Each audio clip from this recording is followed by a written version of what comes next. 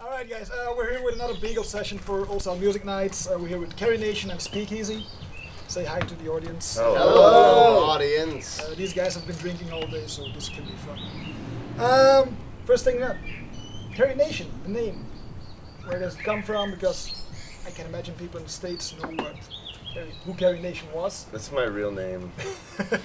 Yeah, that's Carrie. And now the historical whatever thing, how do you pick it?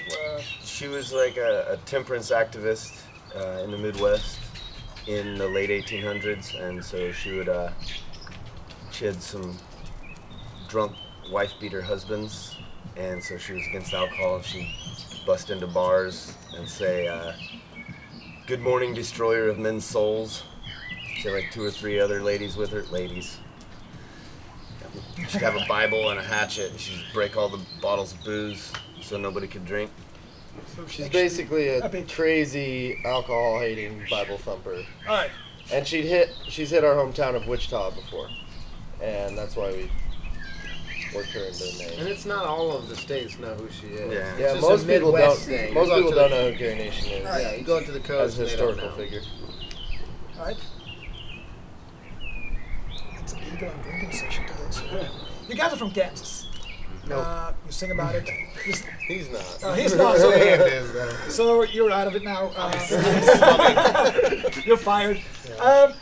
You sing about it in your songs. What's so fucking great about Kansas? Because Mark, what's so great about what's so Mark. great about Kansas, Mark? Nothing but these guys. I never liked Kansas. I drove across it like many times. I lived in one state, in Colorado on one side, and in Arkansas on the other, and had to drive across it tons of times as a kid. Had to drive across. Yes, it was miserable. And I never had fun in Kansas once until my old band, Cletus Got Shot, played a show in Wichita. And it was not very good, but Jared was there, and he's like, "Hey, you have a show booked with my band, Carrie Nation and Speakeasy, next month or whenever." He's like, "And I promise you, it's going to be a good show." And it was. It was one of the best shows we'd had at that point. And then every time we ever went to Wichita and met up with these guys or any of their friends, like, always had a blast. And it turned out, like, the state is like, they grow a lot of food, and it's not the most exciting visually to drive across.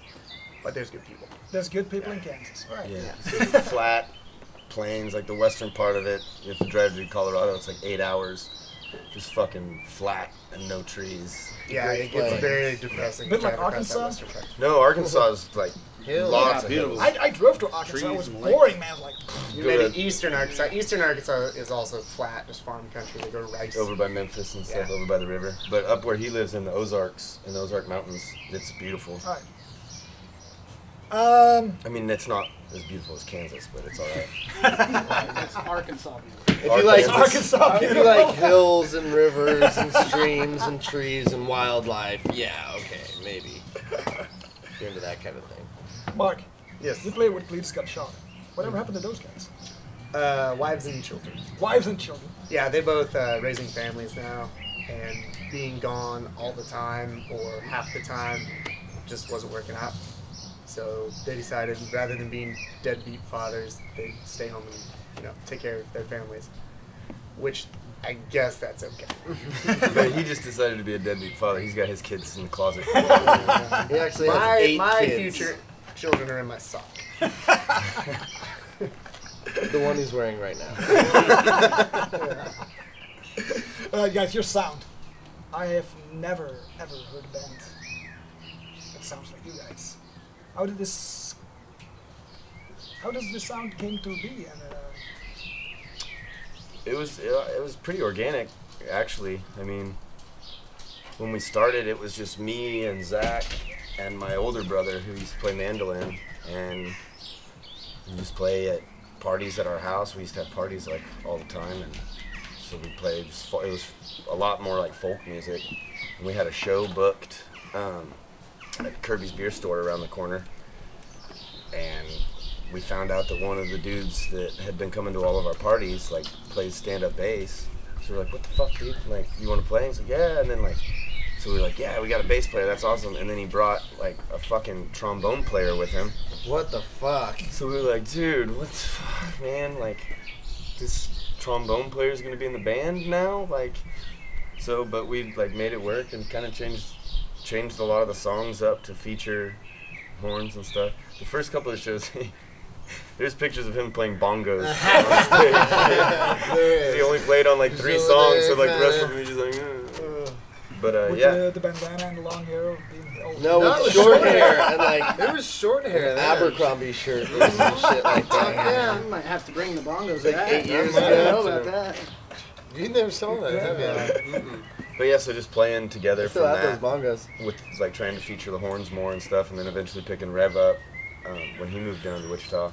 Which was the same kind of situation. Like we were partying over at our buddy Leaf's house with the Cubes, and the Cubes knew Rev because they lived in Lawrence and Wichita. Yeah, because Rev was on one of the Calamity Cubes albums. Yeah. Yeah. And so like he was there partying, and we just kind of got together and played, just jamming, and then it's like, hey, this sounds good. You want to get in the bus, and it happened. We tricked Get him. in the van. Yeah, We actually exactly. never wanted a banjo in the band either. Like that was like a thing. We had like just like no fucking banjos because like in Kansas there's so many bands, that's just like doing similar stuff, but it's like banjo driven punk folk stuff, and like let's be different from all those bands and not have a banjo. And then that first bass player who brought the trombone player, he quit. We got a new bass player, and he brought a fucking banjo player with him. People bringing their friends and It's like they're not leaving. Well, that wasn't me. it was, That was we asked Yeah. They asked me. Yeah. All right, you guys are really like a DIY band. You release your own albums, record everything yourself, no labels involved. Is this like an important thing for you guys? Yeah, Definitely. very. I mean, unless somebody wants to throw a bunch of money at us, then we're Yeah. totally fine with. There's just something to be said about doing it yourself. You can be proud of that, but then also it's like, You got are full we going control. to pay somebody to do something that we might be able to do just as good, if not better? Yeah. Because So that they can get a percentage of it. yeah, like everything so far that we've needed to handle as a band, like logistics wise, how do we make it run? How do we not lose money? How do we, keep moving forward as a band? We've been able to figure out ourselves, and until we get to a point to where we can't figure something out, which is, We can't keep progressing. yeah, we can't keep moving forward, then we'll reach out to Yeah. people that we know, not just want to do it, but do it well. We don't want to jump into something, without proper support behind So you it. got like label interest, but you say like, Yeah, that's the thing. A Until couple, yeah. until Well, something comes up, yeah. And with the breakdown of like the traditional like music industry, like you get recognized and then a label wants to grab you and sell your records, like doesn't happen anymore because nobody fucking buys CDs and vinyl anymore. I mean, like on a huge scale. Yeah, indeed. So like it's not worth it to the record companies to take on smaller bands, like, and the record companies themselves are less important now, unless they have huge touring connections Yeah, and management distribution, connections yeah. and distribution, and so like being able to do it yourself just cuts that out, and you got to work harder. You got to stay diligent yeah. and do it. But You guys released Control. like 2 albums now, right? But I heard there's like a split album The coming up. 2 in the split with Cletus Got Shot. Yeah. Is that what? Yeah, the split album's been out. That's been a while. That one's out. It was between the first and the second Oh, album. okay, because I've never heard of Yeah, it's that. a collection of old like labor union songs from like classical American labor movement stuff. Because my bandmate Cletus Got Shot, he's really big in the history of that. He and Jared talked about it, and we were both. I think you guys were already doing songs from that era. Maybe A couple. one. And Adam was doing 2 or 3 maybe. And I think it was your idea probably. Like, why not go ahead and record some of these as a collaboration? Yeah. Yeah. Is it like a new album coming out or? no, it's been out. I think. No, I mean, is it? Oh, is there a new one coming out? We're writing. We got songs and trying to figure them out and stuff. We haven't started recording or anything, but probably winter, spring. This year? Yeah. Mark, Yes. that bass. Yeah. Tell us about that bass. Stole it from a hobo. I've seen a bunch of basses, but This is the second suitcase bass I built to travel with. Like it goes back to the DIY thing. Part of that is you have like control over like what's happening. And so when Cletus Got Shot traveled, I built a folding suitcase base because I was playing a homemade gas tank base at home, and it was pretty shitty. I put it together in a week, but it worked. And so then I built this other base last year for separate reasons, and it failed when I tried to play it at a show. But I finished it and fixed it, and so when we talked about doing this tour, I was like, well, I'm going to use that. Like, it folds up as checkable luggage, and I know how it plays, I know what the setup's like, I know what the pickup's You like. check it in like, And it's mine. or you Yeah, take it it all off. goes down Yeah, into the one neck one comes off flight and goes bar. inside, and all is Is closed. this It like all hand goes luggage inside or, the suitcase, and the Yeah. suitcase Yeah, goes check inside the clothes flight in it. bar. Yeah, yeah. He packed his clothes in But there. it's Really? slightly too heavy, but we flew Turkish Airlines, Yeah. and they didn't care. Like, some airlines, like, they're like, oh, you pay extra because your bag's too heavy or too big, and it's like, at the exact size, it's okay, but for weight, it was a little heavy. But they didn't care. They're like, oh, sure. All right, check it. cool. Yeah. It's not safer than trying to get a big wooden base on an airplane and still get a big wooden base when you land. Yeah, indeed. And the other option was renting a base here that I won't know what it's like until I get here and I have to play a show on. Talking about that. But Oh, he's gonna get beer. yeah, I'll take one of those. Yeah, me too. I only have 2 hands. Well, that's 3 beers, Yeah, 2 learn how hands. to What's do wrong? I mean, You gotta learn how to juggle. Cheers, buddy. Well, actually, I'm down to the last question, so you could have waited like. Wait.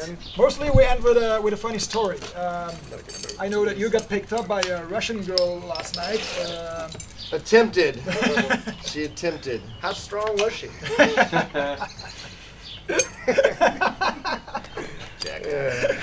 Yeah, last night this girl and her friend came on stage and she was trying to like take a picture with me. She's trying to give me money.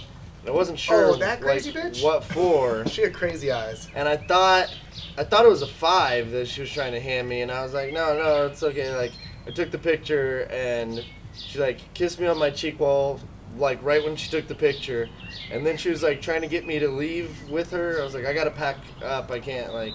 She tried No, to buy and you you're from the crazy merch and booth. kind of scary. Was that And 50 euro or? so we go to the merch It booth. was 100 euro for Yeah, and she paid. Just paid She too came much. over and gave us 100 euro, basically for me. Like, she wanted to buy me. She wanted me to like leave with her. So America, She if kept your pointing at economy me goes and down, doing this. this is what you do.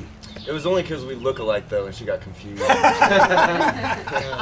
She, we took the money, and then I just kind of like dodged her like it was middle school, you know, like cut between classes real fast. So I don't have. Kind of awkward. But You even said when she walked up, you go, don't make eye contact. yeah, don't make eye contact. Don't with make eye this contact. person. All right. If there's anything you guys want to add to this, there's a camera. The people watching this roll up now, but They got thrown out of a McDonald's last night. Yeah, we got kicked out of Club McDonald's in Got Rotterdam kicked out last of night. McDonald's McLounge. Yeah, a bunch of like hipstery, hipstery kids with nice clothes and fancy shoes and shit eating at McDonald's. There's like couches and lounges. We're like, this is ridiculous. They just walked in So there we with walked in beers, there. We had like- Duvals. Apparently, you're not even allowed to drink on the street there, but that's what we were doing. We walked in with Duvals, and we're like, Grub was We taking made it like, upstairs. We made it up to the GoPro lounge. footage, and they have a bouncer at that McDonald's. He came up and was like, like, well, I don't know, what? Like, I'm not sure what's going on. He's like, oh, I'm sorry, are you guys English? Like, fuck no, we're not English. English? No. We're Americans. And so, yeah, he kicked us out and told us not to drink on the street either, but we drank outside of the McDonald's for another 2 hours. Or something. 2 hours. Just like, one of the Beagles got like a bottle cap. It's gonna be alright. Yeah. Garrett was watching. Tomorrow. We got food. You'll pull that out later. the Beagles. I guess this is the end of the interview. We gotta rescue a beagle. So. All right, we're signing off. See you guys. Thanks, Cheers. Ryan. Cheers. Cheers.